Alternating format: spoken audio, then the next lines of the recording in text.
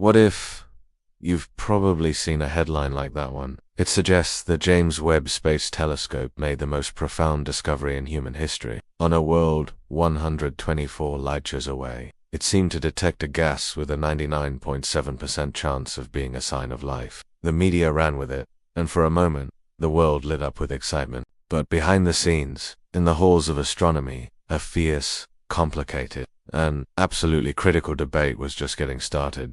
So, what did Webb really find on planet K2-18b? And why are some of the world's top scientists telling everyone to take a deep breath? We're going to break down the tantalizing clue, explore the controversy, and figure out what this moment truly means for our search for life beyond Earth. This isn't just about a headline. It is a story about how science actually works at the very edge of what is possible. Introducing the crime scene before we get to the evidence. Let's get to know the scene of this potential cosmic revelation. Our story unfolds on a planet called K2-18b, located about 124 light-years away in the constellation Leo. It was first spotted back in 2015 by the Kepler telescope, and right away, it stood out because of its size and where it lives. K2-18b is what astronomers call a sun. It's about 8.6 times the mass of our planet and 2.6 times as wide. We don't have anything quite like it in our own solar system, which makes these worlds a complete mystery and a huge focus for scientists. They re-stuck in a strange middle ground between rocky worlds like Earth and gas giants like Neptune. But the thing that really puts K2-18b in the spotlight is its orbit. It circles its star, a cool red dwarf, right in the middle of the habitable zone. That's the Goldilocks region, where the temperature could be just right for liquid water to exist on the surface, a key ingredient for life as we know it. This led a team of They suggested K2-18b might be a whole new class of planet they called a Hysian world, a mashup of hydrogen and ocean. Picture a planet covered in a deep, global ocean, hidden beneath a thick, hydrogen-rich atmosphere. For years, we've been looking for Earth's twin, but the Hysian world idea blew the doors wide open, suggesting life could thrive in environments completely alien to us. And K2-18b became the poster child for this new search. To see if they were right, Husidon's team pointed the most powerful space telescope ever built, the JWST, at this distant world. They used a technique called transmission spectroscopy. Basically, as K2-18b passes in front of its star, a tiny bit of starlight filters through its atmosphere. By studying that light, scientists can look for the chemical fingerprints left behind by different gases. Their first results, back in 2023, were already a huge deal. Webb clearly detected methane and carbon dioxide, and just as importantly, it found a strange lack of ammonia. This was a big win for the Hysian world theory. Since ammonia dissolves easily in water, its absence up high could mean it was trapped in a vast ocean down below. It was a monumental achievement, but a fainter, more tantalizing clue in the data hinted at something far more revolutionary. The smoking gun on Earth, a lot of different gases, like oxygen or methane, can be signs of life, but they can also be made by plain old geology, which makes them ambiguous. For decades, astrobiologists have been hunting for a true biosignature, a chemical, so overwhelmingly linked to life that it would be hard to explain any other way. One molecule has been at the top of that list: dimethyl sulfide, or DMs. Here on our planet, DMs is what creates that distinct, slightly sulfuric smell of the ocean. It's produced almost exclusively by life, mostly by microscopic marine No non-biological process on Earth produces DMs in any significant amount. This is why the scientific community was electrified by the latest findings from K2-18b. After that first analysis, Husidon's team looked at the planet again with a different instrument.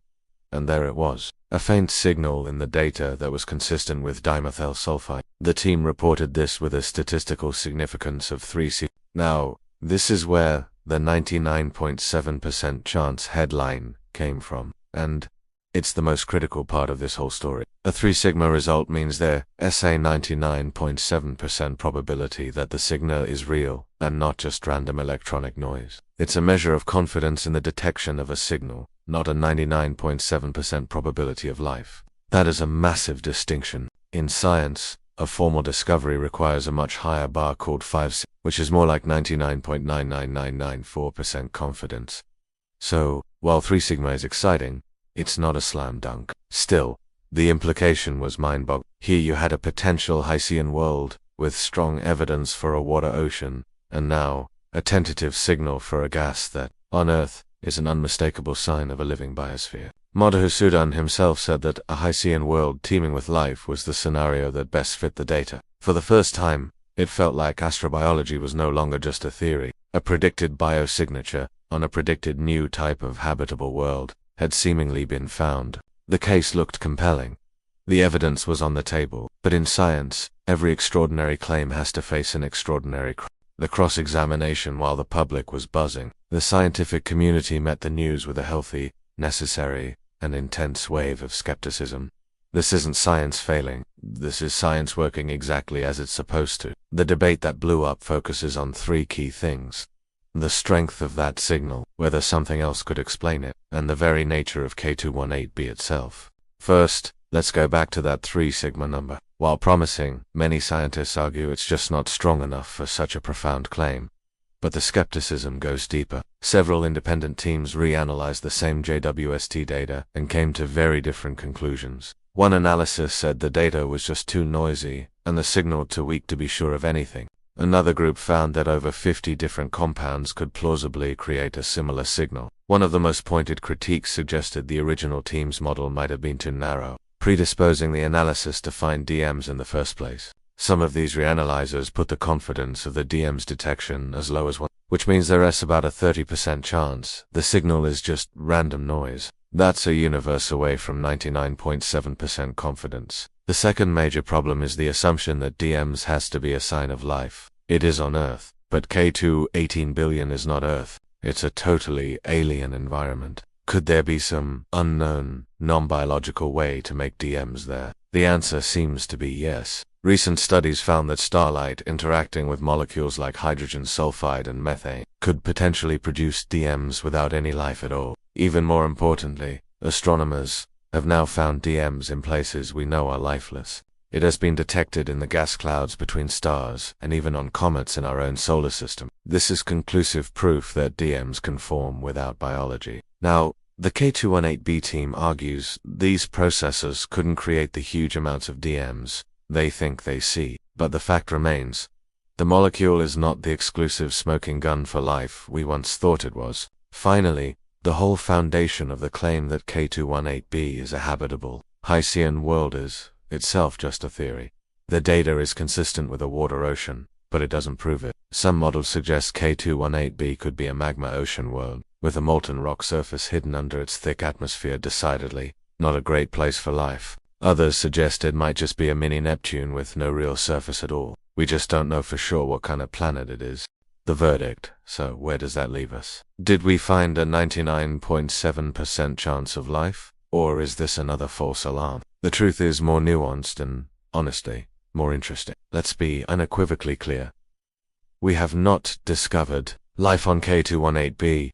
The scientific community is in broad agreement on this. The headline of a 99.7% chance of life was a misinterpretation of statistics. The evidence for the chemical signal itself is shaky, with other scientists arguing it's either too weak or could be something else entirely. And even if more observations confirm that DMs is there, we now know it can be created without life. The environment on K2-18b is so alien that unknown chemical processes could be at play. As lead researcher Niku Madhusudana himself has said, even if the signal is real, it's one of two things. Either it's a sign of life, or it's an entirely new chemical process we've never seen before. Either outcome would be a major scientific discovery. This whole situation shows both the incredible promise and the huge challenges of searching for life. The James Webb Space Telescope is powerful enough to sniff the air of planets light years away and look for these signs. That was science fiction just a generation ago, but it also teaches us a lesson in humility.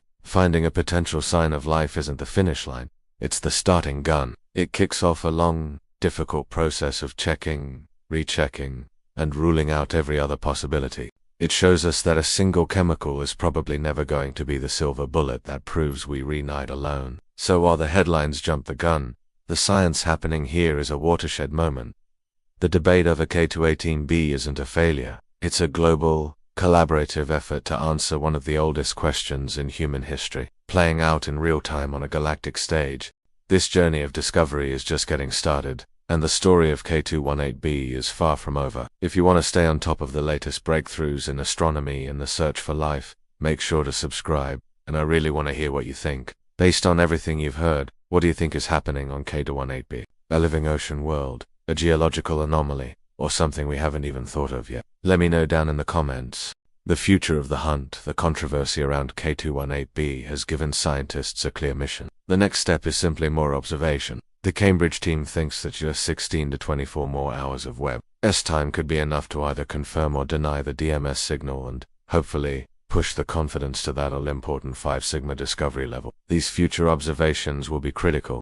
They'll give us a cleaner, less noisy look at the atmosphere, which could help scientists finally tell the difference between DMs and other imposter molecules. At the same time, scientists on Earth will be in the lab and on supercomputers, trying to model the bizarre chemistry of Hycean worlds to see if there is any conceivable way a dead planet could be making this gas. Beyond K2-18b, the hunt is expanding. There are nearly 15 other planets that are considered good Hycean candidates. Webb will no doubt turn its powerful eye to them to see if they show a similar chemical cocktail. If the same pattern pops up on multiple worlds, the case for a whole new type of habitable planet would get dramatically stronger. But this whole episode is also a bit of a reality check. Some scientists have suggested that, with its current power, JWST may never be able to definitively claim the discovery of a biosignature. The challenges are just that immense. They argue that Webb should be seen as a crucial first step, but that final proof might have to wait for the next generation of even more powerful